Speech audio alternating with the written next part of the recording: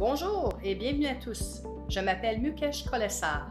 En tant que président du Conseil de l'Ordre, je préside l'Assemblée annuelle d'aujourd'hui. L'avis de convocation ayant été donné et le quorum étant atteint, je déclare cette séance ouverte. Bienvenue à l'Assemblée annuelle de l'Ordre des travailleurs sociaux et des techniciens en travail social de l'Ontario de 2022.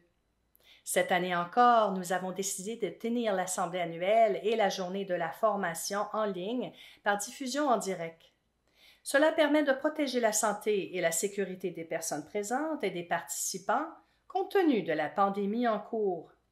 Cela permet aussi de faire en sorte que l'événement soit accessible à tous les membres qui nous regardent aujourd'hui dans toute la province. L'Assemblée annuelle et la Journée de la formation font partie de la série de conférences sur l'éducation Glenda McDonald, nommée en l'honneur de la registrateur fondatrice de l'Ordre. Glenda a toujours soutenu la formation continue et, une fois de plus, nous dédions cet événement à sa mémoire. Cette année, la JAF est un événement d'une journée avec le discours principal qui suit l'Assemblée annuelle de ce matin et 8 séances éducatives dans l'après-midi. Le thème de l'événement de cette année est « Apprendre et désapprendre dans un milieu en transition ». La société a considérablement changé au cours des dernières années.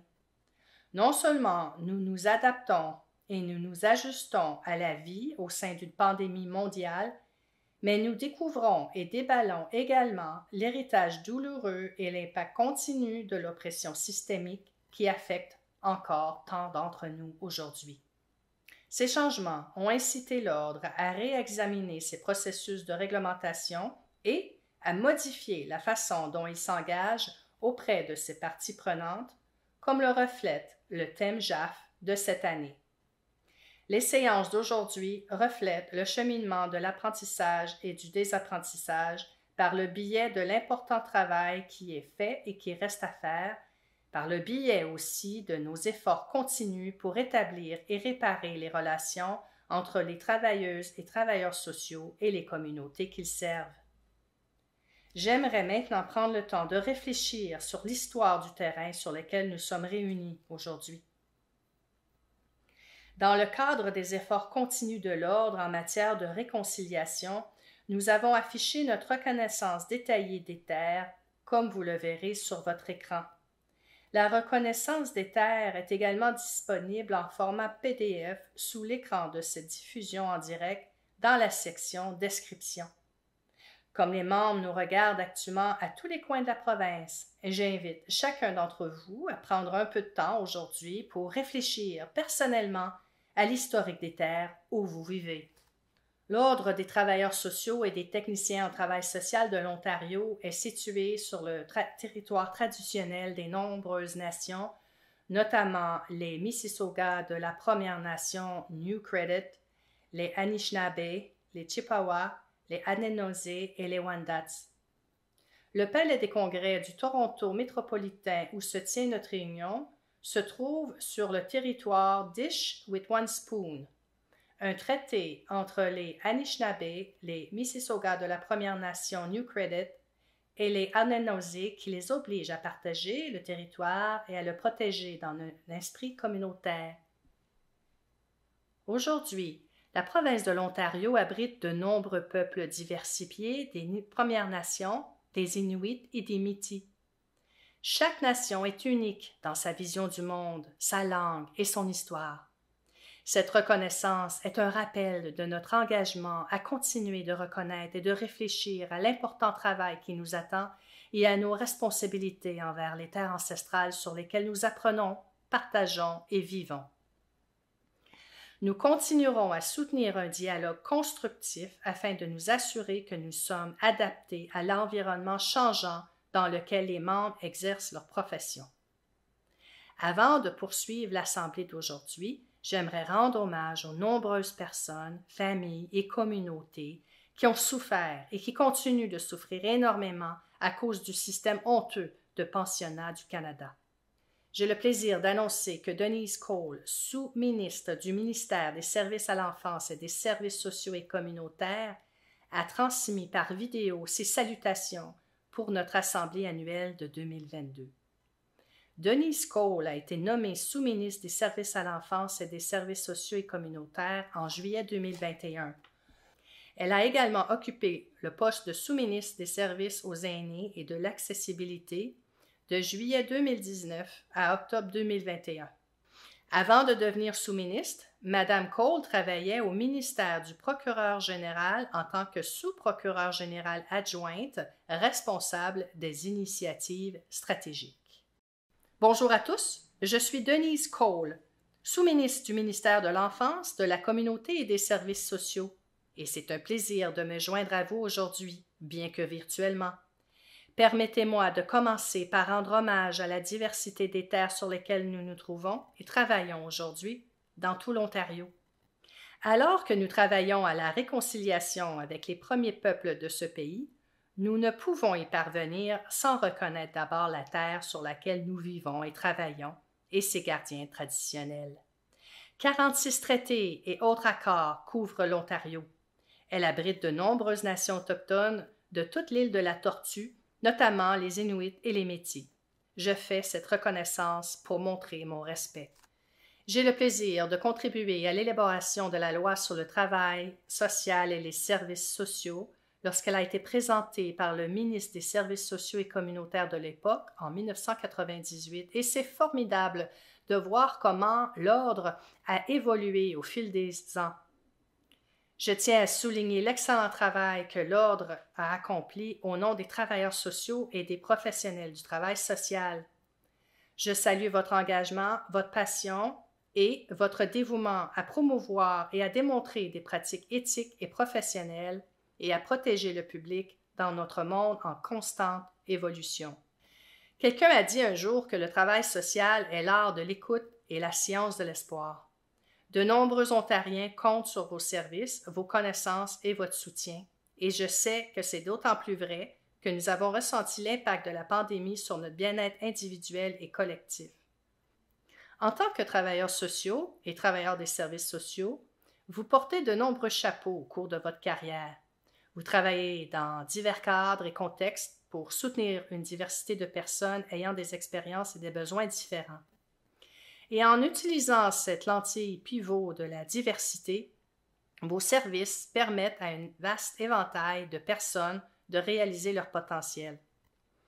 Je félicite donc l'Ordre pour l'importance qu'il accorde à la diversité, à l'équité et à l'inclusion dans ses priorités.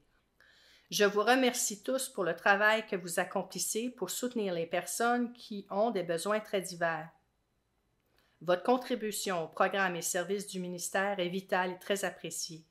Vous faites vraiment une différence. Passez une assemblée annuelle et une journée d'éducation extraordinaire. Merci, Madame la sous-ministre Cole, d'avoir prononcé le discours d'ouverture de l'assemblée annuelle d'aujourd'hui.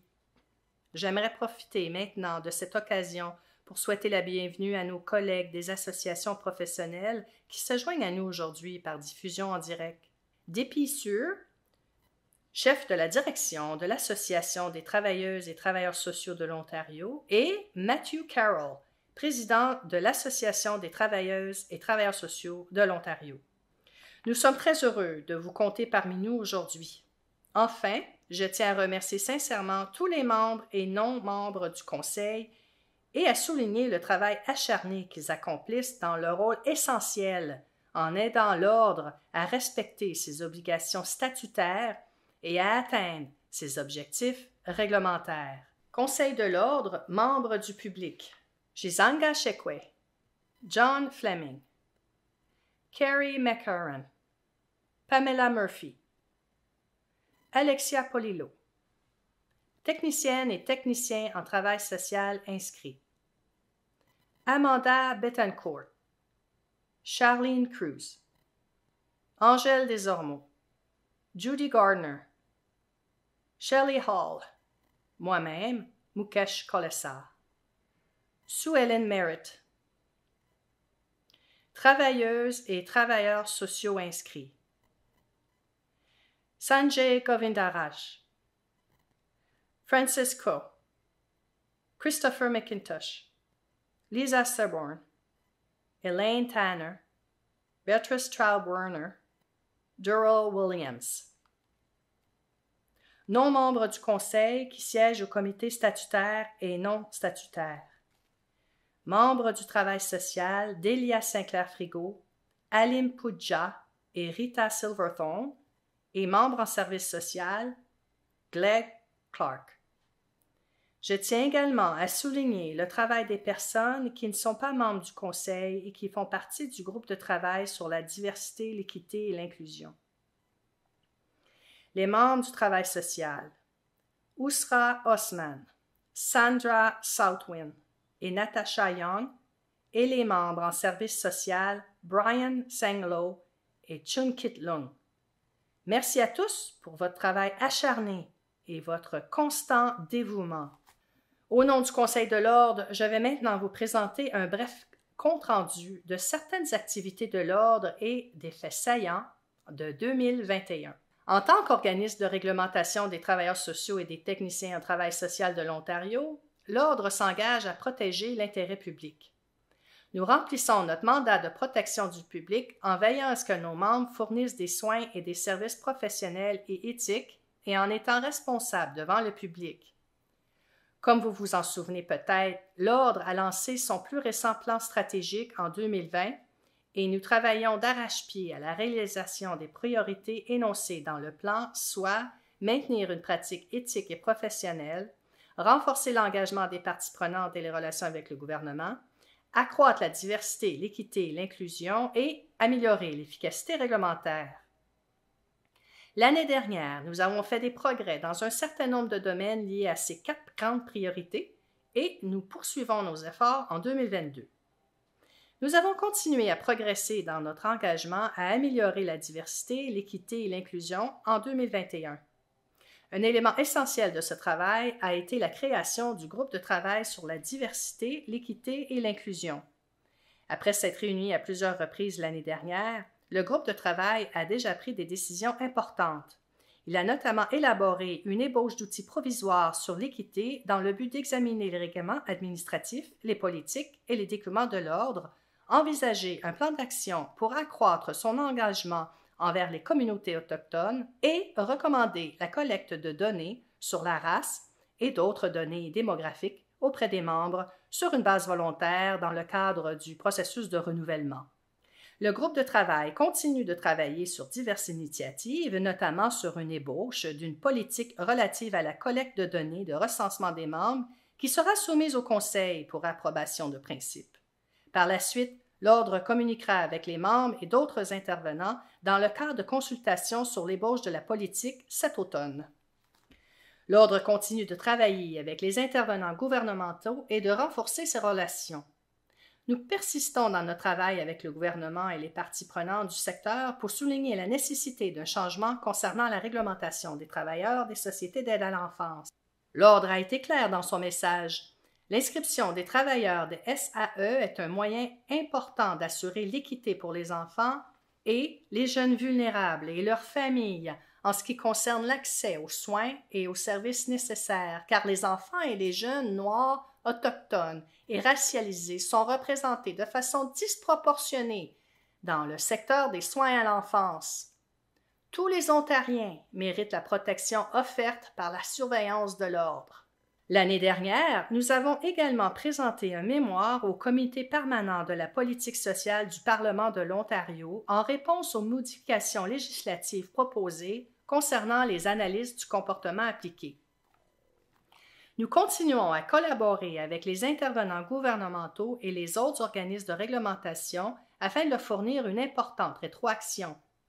L'an dernier, l'Ordre a formulé des commentaires sur un certain nombre de questions, notamment au commissaire à l'information et à la protection de la vie privée de l'Ontario concernant ses priorités stratégiques, à l'Ordre des diététistes de l'Ontario en ce qui concerne la formation relative à sa nouvelle ressource sur l'exercice de la profession par délégation de l'exécution d'actes autorisés, au Bureau de l'avocat des enfants de l'Ontario du ministère du procureur général concernant les exemptions proposées à la loi de 2015 sur la réforme des vérifications de dossiers de police. L'Ordre continue d'améliorer son efficacité réglementaire grâce au travail de son conseil. L'an dernier, le Conseil de l'Ordre a approuvé un certain nombre de révisions aux politiques de gouvernance qui continuent de renforcer la confiance du public et de refléter les meilleures pratiques du secteur de la réglementation. Sous la supervision du groupe de travail sur la gouvernance créé en 2021, l'Ordre est allé de l'avant avec une formation sur la gouvernance et une révision de la gouvernance de l'Ordre. Cette importante décision montre que l'Ordre est conscient de la nécessité d'évaluer son rendement par rapport aux normes de bonne gouvernance et de s'assurer qu'il soit conforme à l'évaluation des tendances de modernisation que l'on observe actuellement au Canada et à l'étranger. Lors de la réunion du Conseil du mois dernier, les consultants en gouvernance ont présenté leur rapport qui contenait 21 recommandations visant à améliorer la gouvernance de l'Ordre.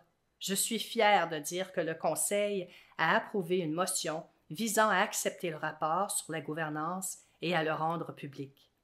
Le rapport est maintenant disponible sur le site web de l'Ordre. Un plan d'action relatif aux recommandations est en cours d'élaboration et sera présenté au Conseil pour examen en septembre. Je siège actuellement avec la registrateur au groupe de travail sur la pratique réglementaire antiraciste du Conseil canadien des organismes de réglementation en travail social. Depuis l'été dernier, nous travaillons à l'élaboration d'un document destiné à aider tous les organismes provinciaux de réglementation du travail social à mettre en œuvre des initiatives de diversité, d'équité et d'inclusion dans leurs organisations respectives. Le fait de pouvoir contribuer à l'important travail entourant la diversité, l'équité et l'inclusion non seulement aide à l'ordre, mais aussi dans d'autres ordres provinciaux à travers le pays, a été une expérience très enrichissante. Je suis extrêmement fière du travail que le Conseil de l'Ordre et le personnel ont accompli l'an dernier. C'est grâce à ces efforts et à notre dévouement que l'Ordre demeure un chef de file dans le secteur de la réglementation. Je tiens également à remercier tous nos membres. L'année qui vient de s'écouler a été marquée par de nombreux défis, et je sais que chacun et chacune d'entre vous a fait une énorme différence dans la vie des personnes et des communautés que vous servez. Avec le Conseil, je me réjouis de l'important travail ainsi que de l'apprentissage et du désapprentissage qui nous attendent. Je vous remercie.